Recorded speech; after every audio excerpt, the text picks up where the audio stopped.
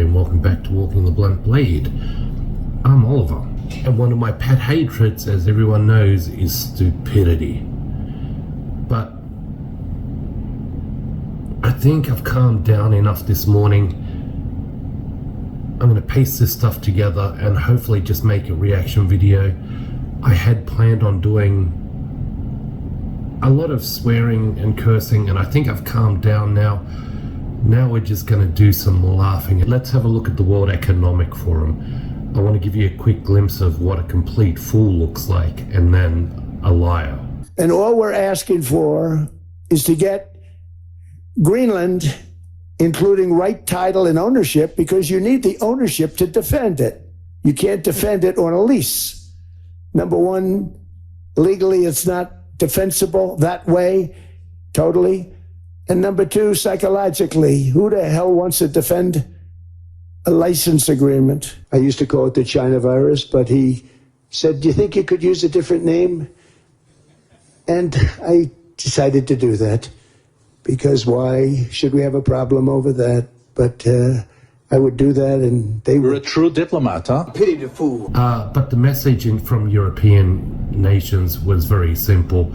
And I don't think Trumpy understands when people are taking the piss out of him.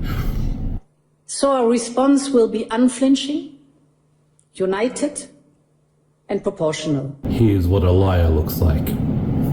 It's a deal that everybody's very happy with. Does it still include you? Does it still include the United States having ownership of Greenland like you've said you wanted? It's a long-term deal. It's the ultimate long-term deal. And I think it puts everybody in a really good position, especially as it pertains to security and minerals and everything else. How long would the deal be, Mr. President? Infinite. There is no time limit. It's forever. And how would you ratify the deal? It's signed forever.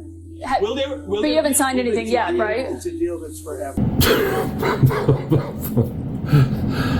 Oh, what a fool.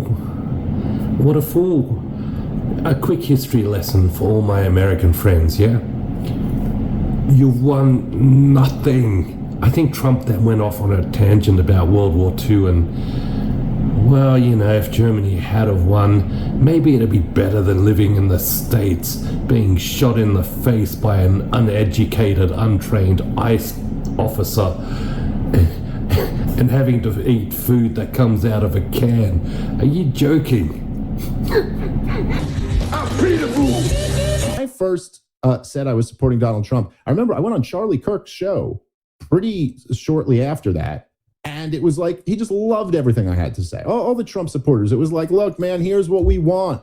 Okay, we want no new wars. That's what Donald Trump was running on. We want to break from the war party. We want to do America first stuff. We got enough concerns here in America. We don't have to worry about the rest of the world. We got to worry about solving the problems here. Like, damn near 100% of Trump supporters would have agreed with me on that. Not a single one of them would have gone, well, you know, I really think we need to take Greenland.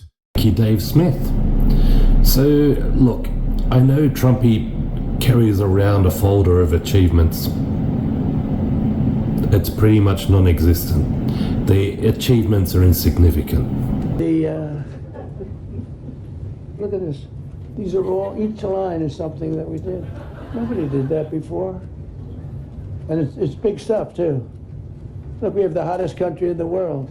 We're going to get to the bottom of Epstein. All would have agreed. We're going to get to the bottom of what happened in Butler. All would have agreed.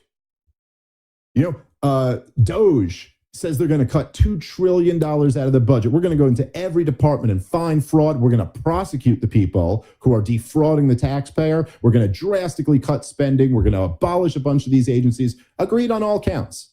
Agreed on all counts. Donald Trump's done none of it. None of it.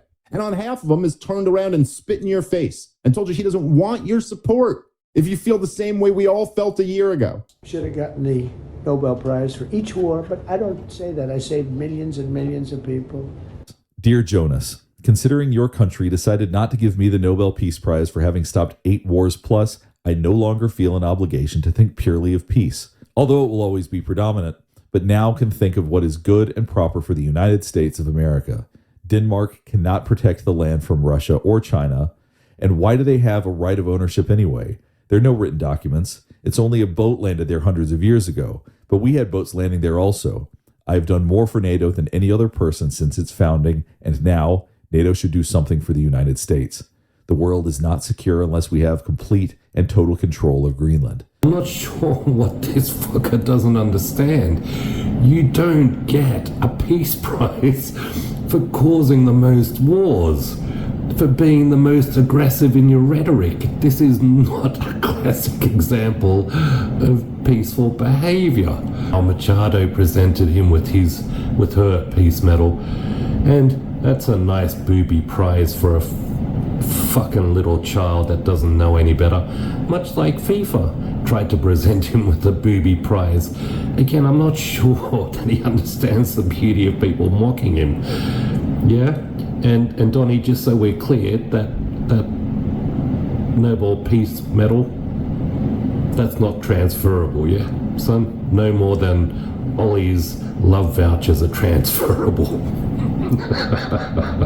What kind of human being, president or otherwise, takes other people's awards? We've learnt that he's accomplished nothing. Who is he? What kind of human being accepts other people's accomplishments?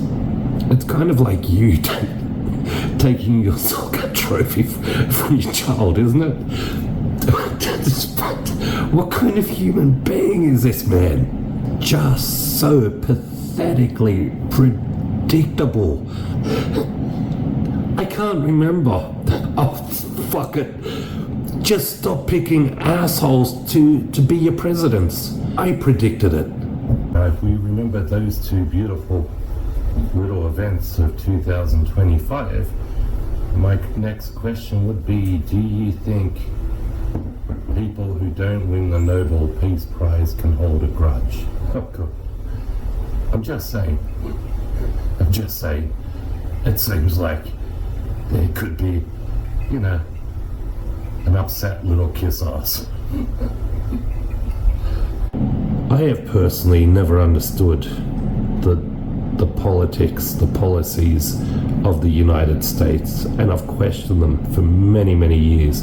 I'm not the only one, and Americans are fully with me. One of the things that I see in this Board of Peace, Professor, I'm curious what you do as well, is it's almost like a recreation of the UN Security Council here, especially with Russia, and a quasi-privatized version with Trump as some sort of emeritus chair. It's not going to happen. Yeah. It's not going to happen. Look, around the world, there are actually grown-ups. And when you talk to them, they know that this is loony. Mr. Trump, the world is still pissing itself laughing at you. Sad but true.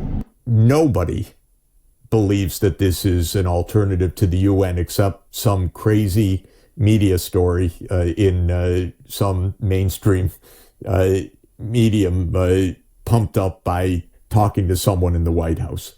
Mm-hmm.